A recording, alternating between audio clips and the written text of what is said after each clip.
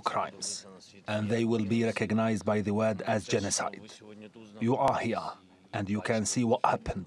We know that thousands of people killed and tortured, teared limbs, raped women, and killed children.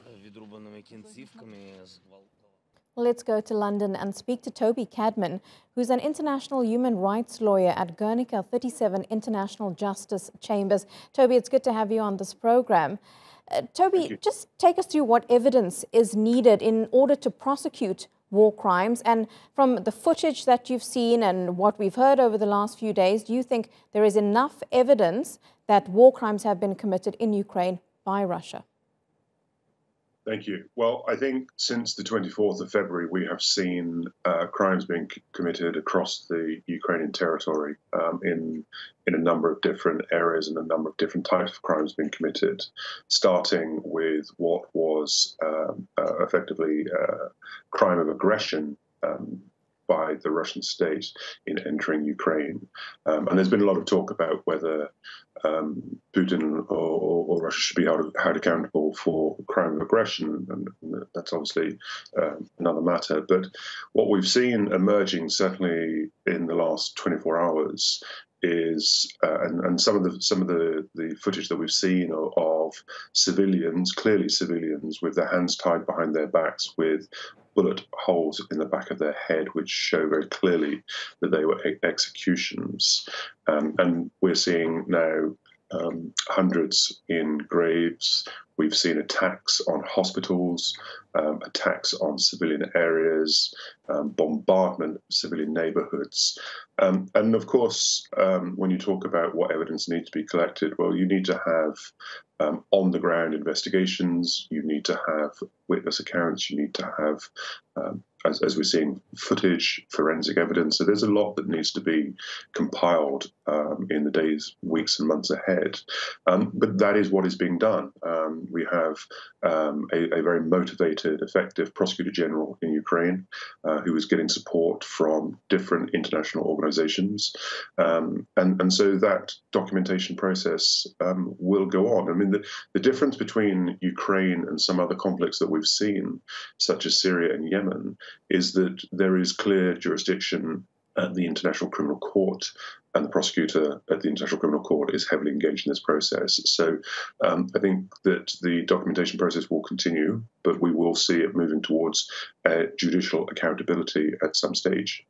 Well, how do you go about then prosecuting someone or a country like Russia for war crimes? Do they need to be signatories to the Rome Statute in order to go to the ICC, to The Hague, to actually be prosecuted? Well, there are two different things that you need to look at. First of all, you don't criminally prosecute a state. You can only prosecute individuals under individual criminal responsibility. So it won't be the Russian state which is being prosecuted. Now, as we've already seen, Ukraine has already initiated a process in the International Court of Justice against Russia. Now that's a different process. That's not a criminal process, but that's for breach of a convention to which both states are parties to. In terms of the International Criminal Court and holding individuals, whether it is Vladimir Putin or whoever it might be, it does not matter whether Russia is a party, is a signatory to the Rome Statute. Ukraine has given jurisdiction to the International Criminal Court for crimes committed since 2014. So the prosecutor and the International Criminal Court has jurisdiction over crimes committed on Ukrainian territory. And so whether Russia is a member or not is irrelevant. They can still be held accountable. And there is no head of state immunity at the International Criminal Court, which is one of the important considerations when you're looking at whether to have domestic or international accountability. And how long does this whole process take? I mean, Ukraine and Russia are in the middle of a war right now. Like you mentioned earlier, there needs to be a lot of documents that need to be compiled. Witnesses need to be spoken to. It seems like this could be quite a long, drawn-out process. Absolutely. And I don't think you can ever look at something like this in the short term. There has to be very much a long-term commitment. And there has to be a financial commitment from states to provide the financial assistance to the International Criminal Court to do its job properly, or if there is a separate ad hoc International Criminal Tribunal, which some people are calling for, there has to be this long-term process. But what I would say, as with any conflict of this kind, it's not going to be the international community that bears the brunt of this. It's going to be Ukrainian institutions. It's going to be the Prosecutor General's office. It's going to be those institutions in Ukraine that are going to be prosecuting and dealing with these cases for years to come.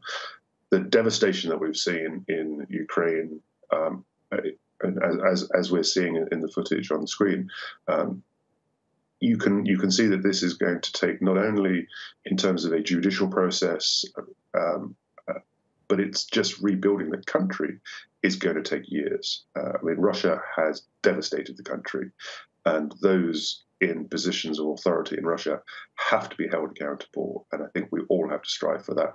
And then we're going to have to help Ukraine to actually physically rebuild its country.